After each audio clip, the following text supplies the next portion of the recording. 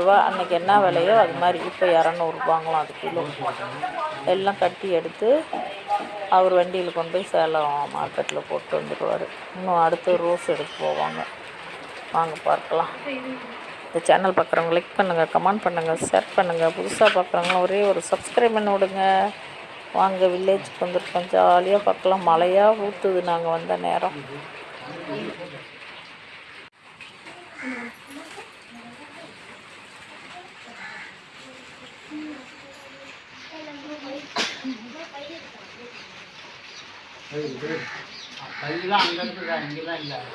பாருங்கள், பூவெல்லாம் எடை போட்டு ஒவ்வொரு கிலோவாக எல்லாம் கட்டி வச்சு எங்கள் பொண்ணு பூ எடுக்க போகிறா பாருங்கள்.